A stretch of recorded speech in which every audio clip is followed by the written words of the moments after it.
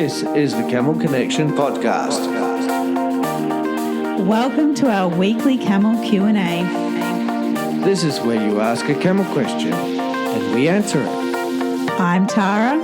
And I'm Russell. And together, with other camel experts, we answer your camel questions.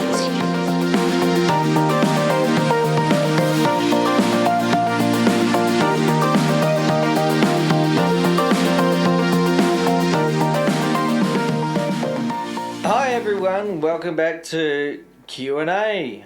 Another Camel Q&A. Another one. Every week here on your favourite dial. What's the dial? Camel Connection podcast. God, remember when they used to say that on the radio? That was ages ago. What's that? Oh, tune into your favourite dial, 101.7. All right. Yeah, because we used to have dials. We don't now. It's all digital. Anywho. I like those old radios. Yeah, they're beautiful. So, another Camel Q&A. We have a question from Maggie. Hi, Maggie. And she says, or asks, can you cover loading and unloading in trailer safely and hauling multiple camels? We can cover a little bit here because these Camel Q&As we try to keep under 10-15 minutes. So we'll give you a few little basic tips and tricks on the overall and how to haul camels safely.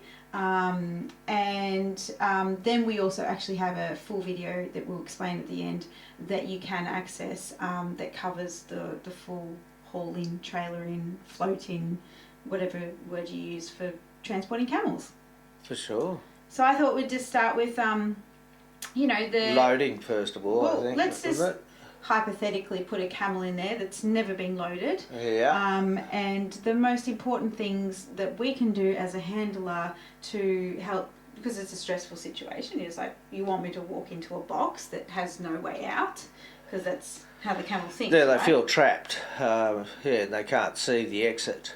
So it's like putting yourself in, let's just put ourselves in the camel's chute pads.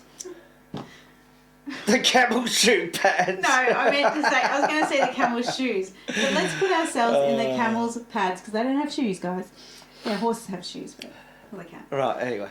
So, put ourselves in the camel situation. And Russell, I know you're really good at this. Like, how, like, if someone's going to load their camel, they're going off to somewhere for a trek, and how that camel is perceiving this boxed situation or a trailered situation in that moment. Okay, well, number one, of course, look, I'm making an assumption that the camel's somewhat trained, and it's not a wild camel. All right. Even if it was a wild camel, to be honest, the process is the same, but you can expect a bit more jumping around and carrying on from the camel, resisting, if you like, and wanting to back away and get away from this box that they're going to be put into. The key behind it all, and like Tara said, there is a video on this, so that's really worthwhile watching that. The key behind it all is time and patience. Now, thinking of it from the camel's perspective, you want it done step by step, inch by inch. Literally, in their thinking process, so that they feel comfortable. You're actually crossing over the line. There's that fine line that I always talk about between fear and no fear. And you're crossing over into that realm of fear every time that the camel gets a little bit closer into that box or closer to that box. And it has to process within its mind, okay, I'm having a look around, I'm thinking from the camel's perspective here now, I'm looking around, okay, I'm a little bit closer to this box, I'm a little bit more inside the box perhaps. Is anything going to leap out and bite and hurt me? Because that's pretty much, in very loose terms, but pretty much what the camel's thinking. Well, it's like a dark cave, really, isn't it? They're not overly dark, but it's the camel's being narrowed in on. Well, absolutely. And if you've done your rope work beforehand, where the camel's learnt to respect the rope, yes, they'll pull back on it, but again, it just reinforces that rope is the rope, and that you can't, that they can't, sort of get away from that rope. And they've got to be able to trust that rope.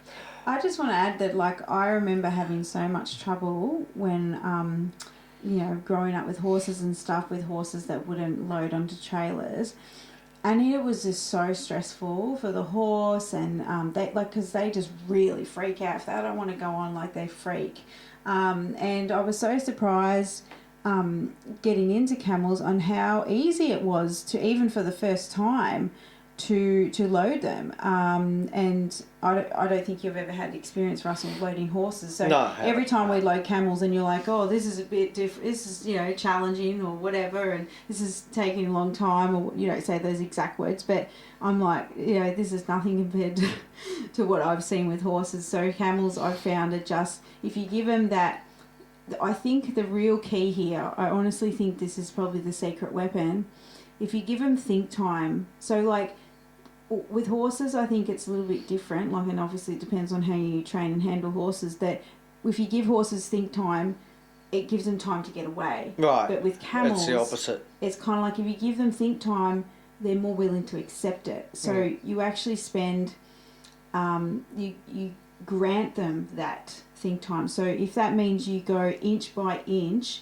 closer to the trailer, then that's okay, because it's given them time to process and think, and then all of a sudden they walk on.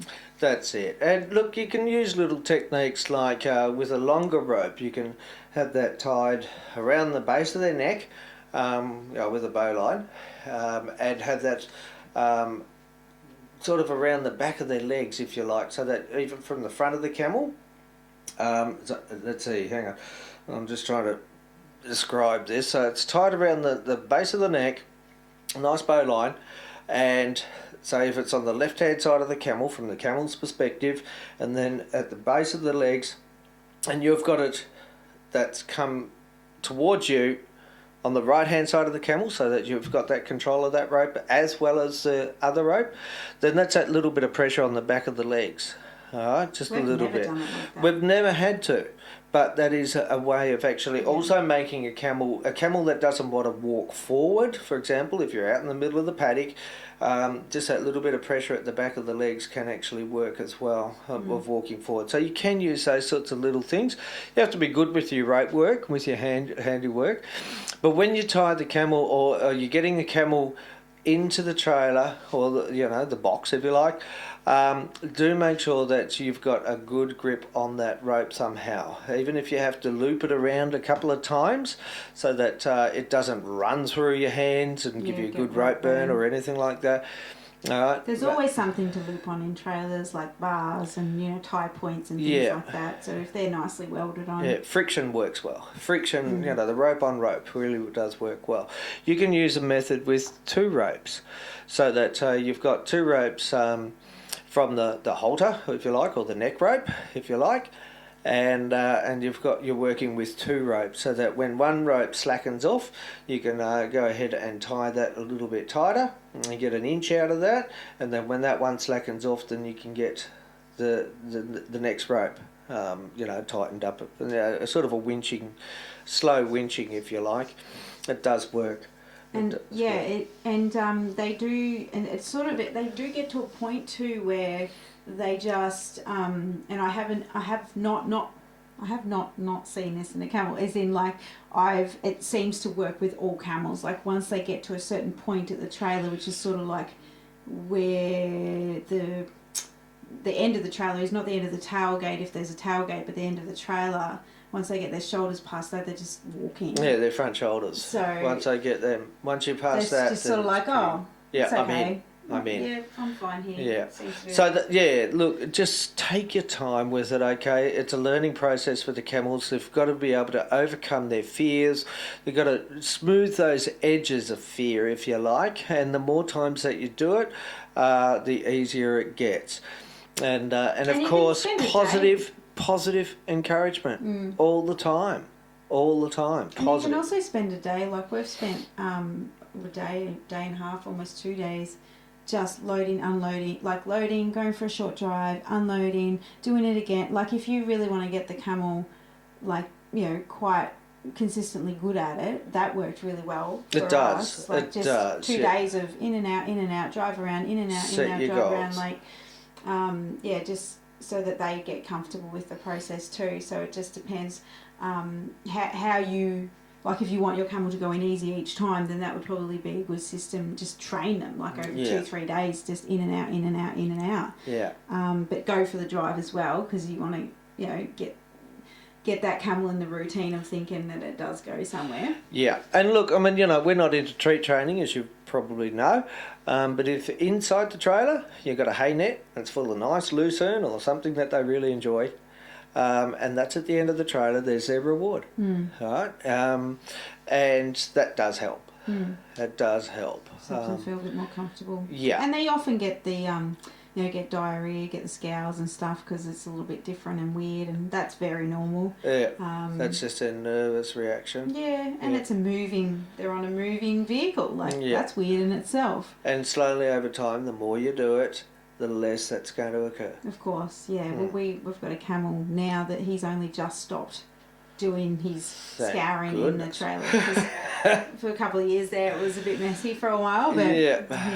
But Maggie, if you've signed up to do virtual camel school and got access to the online course, you will actually have you're entitled to 1 free month of our Camel Academy membership, and that's where we have the full video and tutorial of trailer loading camels. We go through how to use the ropes. I think we did it on 2 inexperienced young camels of one of our clients that came to visit here.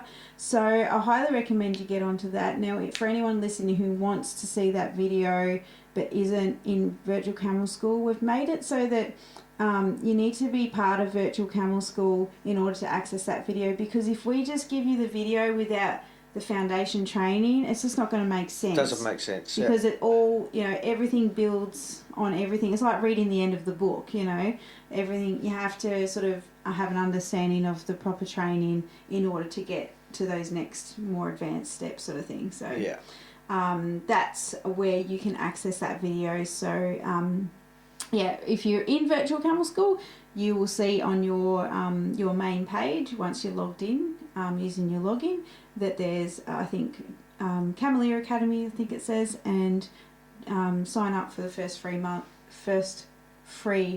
It's free for free. and then you can get access to that video. You don't have to stay in the membership. You might just want to watch that video and then leave, but there's obviously heaps of other stuff there. Camel vet talks, other training videos, advanced stuff sort of thing. So that's totally up to you. So we hope that's really helped you, Maggie, and everyone else out there who's listening and wondering how to trailer their camels.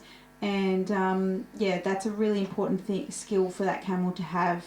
Us personally going through evacuations recently with the fires, it's a really important skill to know. We know people that have been stuck, with their animals because the animals, they didn't know how to load their animals. Or they hadn't had any experience, I suppose, and the only way you get experience is by trying and doing it. And clearly, I mean, it's better if you have. You try these things to get the experience, but using techniques that actually do work, and rather than trying to reinvent the wheel and find out what the wheel is first of all. Yeah. Does that make sense? No. No, I thought it did. All right. Thanks so much for tuning in, guys, and we'll catch you on the next episode. Thank you very much. See you later. Bye. If you found this Camel Q&A helpful, please let us know. Leave a review wherever you're listening from. Do you have a camel question for us? Head over to camelconnection.com to ask your camel question now.